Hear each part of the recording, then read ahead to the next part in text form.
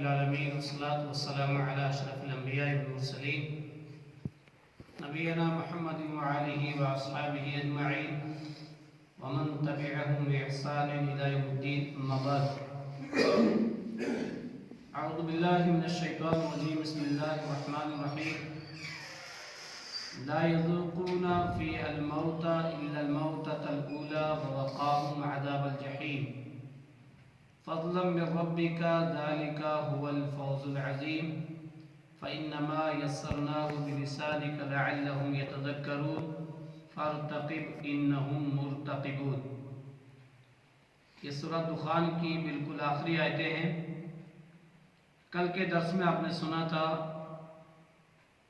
جنتیوں کی نعمتوں کے بارے میں کہ جنتیوں کو کھانے کے لیے پہننے کے لیے کیسی کیسی نعمتیں دی جائیں گی۔ اس سے پیچھے جہنمیوں کو کیا کھانے اور کیا پہناوے دیے جائیں گے وہ بھی آپ نے سنے۔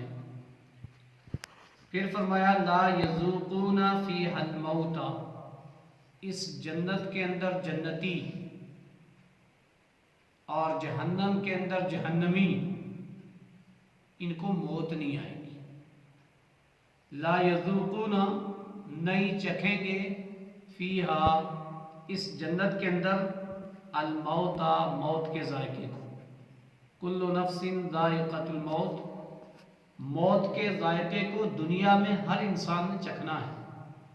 جو دنیا میں آیا اس نے جانا ہے، جس نے زندگی لی اس نے موت بھی لینی ہے۔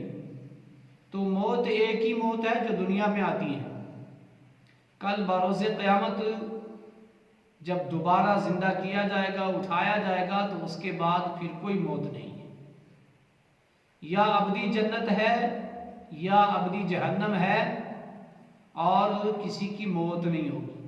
بندہ دنیا میں پریشان ہوتا ہے، دکھی ہوتا ہے، مصیبتوں میں مبتلا ہوتا ہے، وہ سوچتا ہے اس سے موت آ جائے تو بہتر ہے۔ تنگ آتا ہے زندگی سے تو موت کی تمنا بھی کرتا ہے، جبکہ اللہ کے نبی صلی اللہ علیہ وسلم نے فرمایا کہ کسی انسان کو موت کی دعا نہیں کرنی چاہیے۔ شمار لوگ ہوتے ہیں نا، دعا کرنے لگ جاتے ہیں، تمنا کرنے لگ جاتے ہیں۔ اللہ کے نبی صلی اللہ علیہ وسلم نے ایک دعا سکھائی ہے، بندے کو وہ دعا کرنی چاہیے۔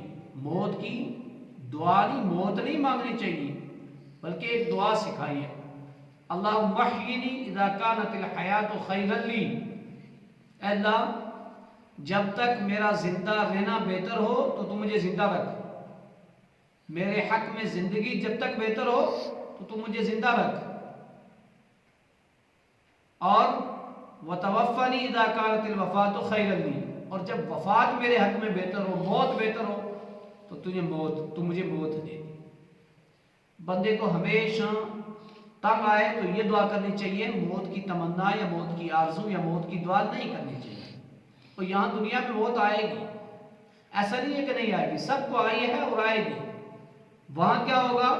اللہ نے فرمایا موت کا ذائقہ کسی کو نہیں چکھنا ہے، اب موت کسی کو نہیں آئے گی۔ الا الموتۃ الاولی، وہی پہلی موت جو تم مر چکے دنیا میں۔ اب میدان محشر میں تمہیں اٹھایا گیا ہے، زندہ کیا گیا ہے، اب تمہیں موت ہرگز نہیں آئے گی۔ ووقاہم عذاب الجحیم، اور ان جنتیوں کو اللہ نے بچا لیا، ووقاہم بچا لیا ان کو، عذاب الجحیم جہنم کے عذاب سے۔ ایک انسان اپنے آپ کو جہنم کے عذاب سے بچا لے، قرآن مجید نے سب سے بڑی کامیابی اسی کو کہا ہے۔ سب سے بڑی کامیابی، سب سے بڑی نجات ایک بندے کی یہی ہے کہ وہ دنیا میں رہ کر کے اپنے آپ کو جہنم سے بچا لے، جنت کے سے عمل کر لے جس کی وجہ سے وہ جنت میں چلا جائے، جہنم سے بچا لیا جائے۔ یہ سب سے بڑی کامیابی ہے، اس کو فوز عظیم کہا گیا، بڑی کامیابی کہا گیا۔ فضلا من ربک، یہ تیرے رب کا فضل ہے۔ جنت کوئی انسان یہ کہے کہ نہیں میرے عمل کی وجہ سے مجھے مل جائے گی، اس پہ گمنڈ اور تکبر ہو کہ نہیں میرے عمل ہے اس کی وجہ سے ملے گی، ٹھیک ہے عمل کے بغیر جنت نہیں ملے گی، لیکن جب تک رب کا فضل نہ ہو رب کی رحمت شامل حال نہ ہو تب تک جنت میں کوئی نہیں جا سکتا ہے۔ ایک بندے کو حسن ظن رکھنا چاہیے۔ اللہ کے نبی نے فرمایا، اللہ تعالیٰ فرماتا ہے انا عند عبد ظنی بہ، میں اپنے بندے کے گمان کے مطابق فیصلہ کرتا ہوں۔ بندے کو تقوی و طہارت کے بعد، توحید اور اتباع رسول کے بعد، ہر قسم کی نیکی کرنے اور ہر ایک گناہ سے بچنے کے بعد جنت کی امید رکھنی چاہیے اللہ تعالیٰ کی ذات سے، کہ اللہ کی رحمت شامل حال ہوگی، اس کا فضل ہوگا تو انشاءاللہ ضرور جنت ملے گی۔ تو فرمایا فضلا من ربک، یہ تیرے رب کا فضل ہے کہ تیرے رب نے تجھے جنت دی ہے، جہنم سے بچایا ہے۔ ذالک هو الفوز العظیم، یہ سب سے بڑی کامیابی، سب سے بڑی کامیابی ایک مرد کی، ایک عورت کی مسلمان ہونے کے ناطے یہ ہے کہ وہ جہنم سے اپنے آپ کو بچوائے، اور جہنم سے بچنے کا ذریعہ یہی ہے توحید کو اپنائے، اتباع رسول کو اپنائے، بدعت کو چھوڑے، شرک کو چھوڑے، گناہ چھوڑے اور نیکیاں کرے، قرآن اور حدیث کے مطابق زندگی گزارے۔ یہ ساری چیز کرنے کے ساتھ ساتھ اللہ کی ذات پر توکل اور بھروسہ رکھے، سب سے بڑی کامیابی ہے انسان اپنے آپ کو جہنم سے بچا لے۔ فَإِنَّمَا يَسَّرْنَاهُ بِلِسَانِكَ، اے نبی صلی اللہ علیہ وسلم، ہم نے اس قرآن کو آپ کی زبان پر بڑا آسان نازل کیا ہے۔ فَإِنَّمَا يَسَّرْنَاهُ بِلِسَانِكَ، یہ قرآن جو آپ کے قلب اطہر پر نازل ہوا یہ بہت آسان ہے، یہ مشکل نہیں ہے۔ کیوں آسان ہے؟ کس لیے آسان نازل کیا ہے؟ وجہ بتائی لعلہم یتذکرون، تاکہ لوگ اس کو سمجھ سکیں، تاکہ لوگ اس سے نصیحت حاصل کر سکیں۔ قرآن آسان ہے، حدیث رسول آسان ہے، دین اسلام آسان ہے۔ لا یکلف اللہ نفسا الا وسعها، اللہ تعالیٰ نے ایسا بوجھ کسی انسان پر ڈالا ہی نہیں کہ جس کی وہ طاقت ہی نہ رکھتا ہو، اس کا مکلف ہی نہیں بنایا۔ قرآن آسان ہے، احادیث رسول آسان ہے، یہ ہم نے مشکل بنائی، یہ ہم نے اصول بنائے ہیں کہ نہیں ان کو سیکھنے کے لیے 18 علوم چاہیے، یہ ہم نے مشکل بنایا ہے کہ نہیں یہ سمجھنا مولویوں کی بس کی بات ہے، تمہاری نہیں ہے۔ عام انسان ترجمہ قرآن نہیں پڑھ سکتا، عام انسان حدیث رسول کو نہیں سمجھ سکتا۔ بھائیو سنسکرت سمجھ سکتے ہیں، دنیا کی سب سے مشکل ترین زبان، میتھمیٹکس سمجھ سکتے ہیں، سائنس سمجھ سکتے ہیں، بایولوجی سمجھ سکتے ہیں، کیمسٹ سمجھ سکتے ہیں، ساری مشکل ترین زبانیں سمجھ سکتے ہیں۔ قرآن مشکل ہے، اس کو نہیں سمجھ سکتے۔ اللہ رب العالمین نے کئی مقامات پر کہا میں نے اس کو آسان نازل کیا ہے۔ لوگوں نے کتاب میں لکھا حفظ کرنے کے لیے آسان ہے، ان کو یہ نہیں پتا کہ یسرا کا معنی کیا ہے، اس کو یوں بدل دیا کہ حفظ کرنے کے لیے آسان نازل کیا۔ اس میں کوئی شک نہیں ہے، دنیا کی کوئی کتاب ایسی نہیں ہے جس کو سینے میں بسایا جائے قرآن کے علاوہ، اور دنیا کی کوئی کتاب ایسی نہیں ہے جس طرح سینے میں قرآن محفوظ ہوتا ہے ایسا اس کو بھی رکھا جائے۔